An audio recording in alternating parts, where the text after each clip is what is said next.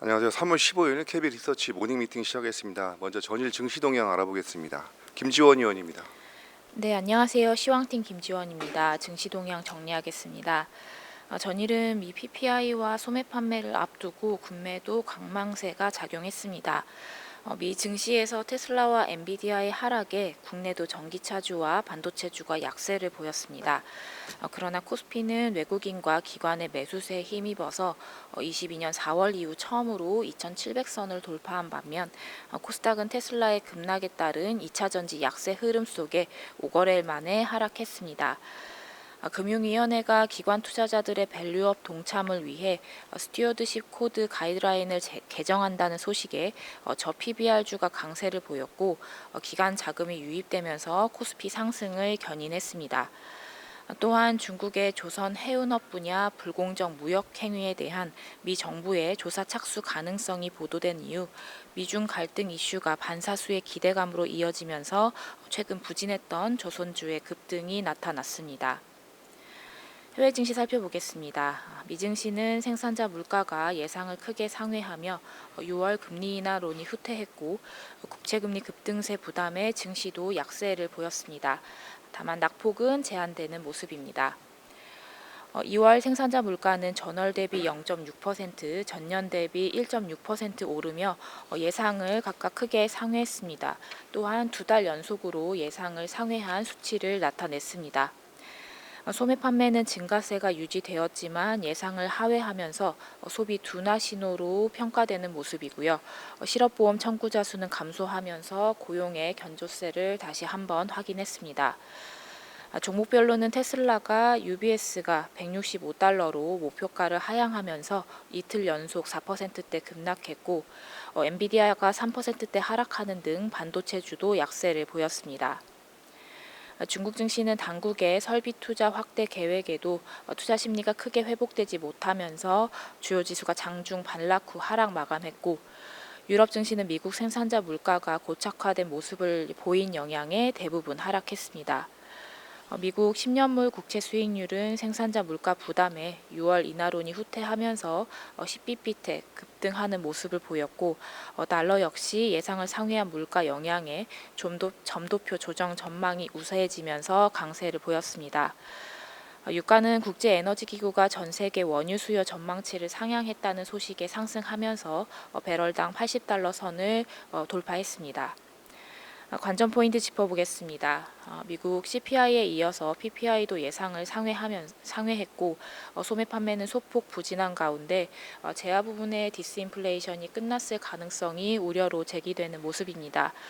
이에 국채금리가 급등해서 3주의 최고치로 올라섰고 달러도 강세 전환했고요. FOMC의 점도표 조정 전망도 제기된 상황입니다. 국내 증시는 최근 밸류업과 전기전자 중심으로 외국인 수급이 쏠리는 모습이 나타나는 상황입니다. 전일 미 지표 부담에 일부 매물 출회 및 종목 장세의 진행이 예상되는 상황입니다. 감사합니다. 예, 그 생산자 물가가 예상치를 크게 상회를 하면서 6월 금리 인하로는 다소 후퇴하는 모습이었습니다. 그렇지만 증시 낙폭은 제한적이었습니다. 자, 다음 미국 주식시장 동향 살펴보겠습니다. 안소원 의원입니다. 안녕하세요. 미국 주식 시황 담당 안손입니다.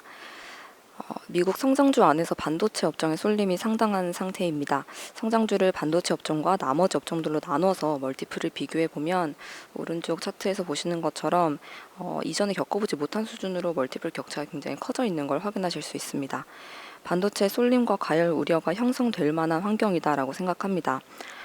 최근에 엔비디아를 비롯한 반도체 업종이 상대적으로 약한 흐름을 보이면서 조정에 대한 걱정이 커지고 있는 것도 사실입니다. 과거 성장주 안에서 특정 업종과 기업의 쏠림이 컸던 사례들을 되짚어 봤는데요.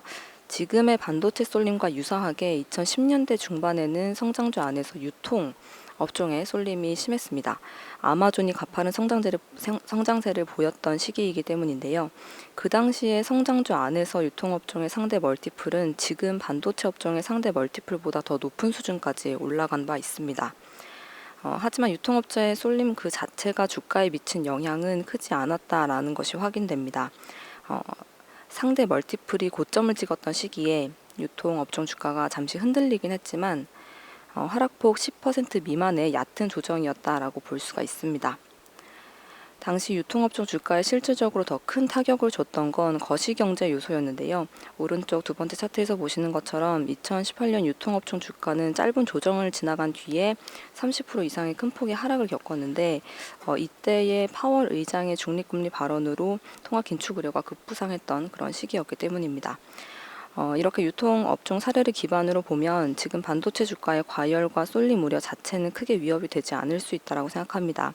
대신에 통화 정책을 비롯한 예상 밖의 거시경제 변수가 더 치명적일 수 있기 때문에 이 부분에 유의할 필요가 있다고 생각합니다. 자세한 내용은 자료 참고해 주시기 바랍니다. 감사합니다.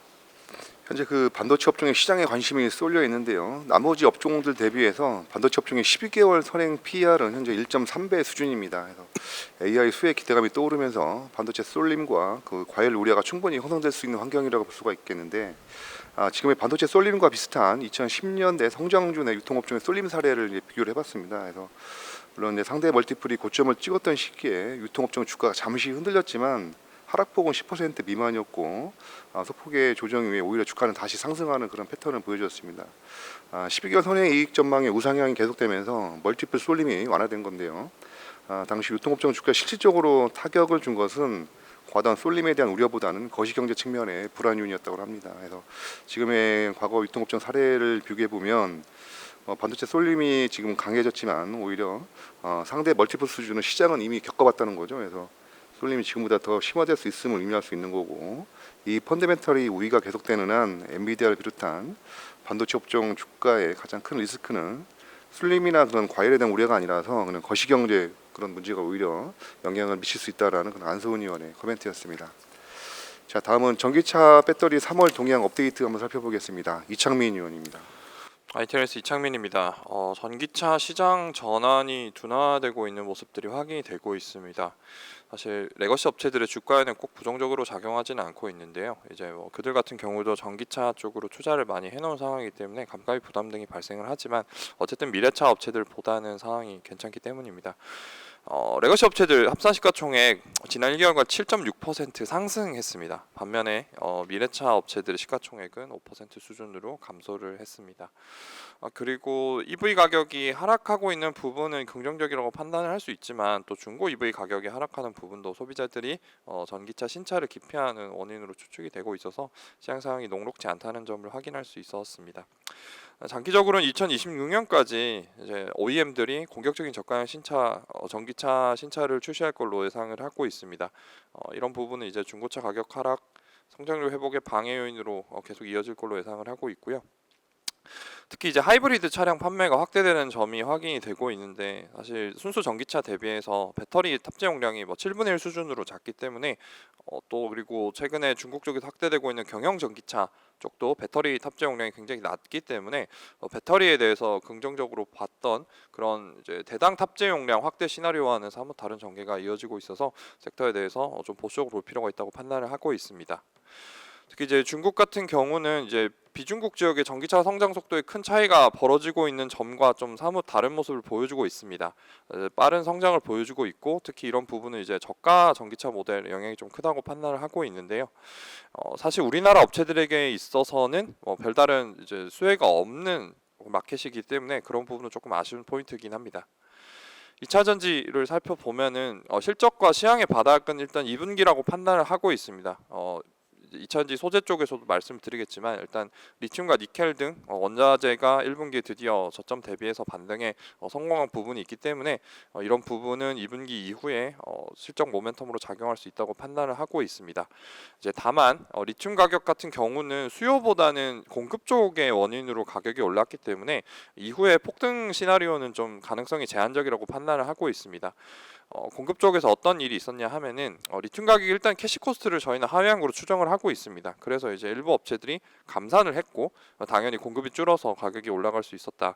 그리고 중국 내에서 또 리튬에 대한 새로운 환경 규제 도입이 예정되어 있기 때문에 이런 부분들이 실제로 여파를 미치기 전에 심리적인 부분이 또 가격에 좀 작용을 했다고 보고 있습니다.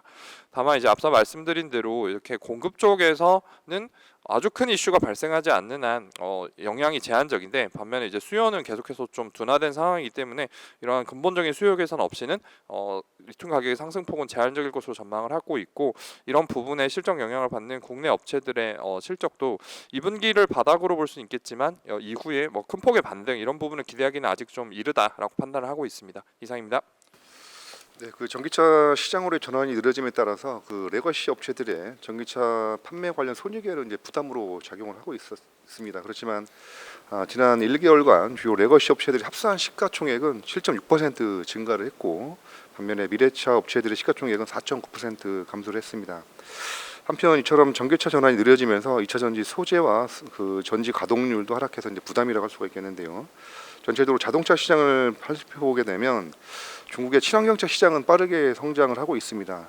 따라서 글로벌 전기차 시장 경쟁은 여전히 치열하다고 할 수 있겠고, 2차 전지는 역시 성장률이 둔화세를 보여주고 있습니다. 그렇지만 실적과 시황 바닥은 아마 2분기까지 이어질 가능성으로 보고 있고, 최근에 리튬 가격의 저점 대비 약 18% 반등을 했습니다. 그래서 공급 감소 효과를 보고 있는 상황인데, 그 상승폭은 제한적일 것으로 이렇게 전망을 하고 있습니다.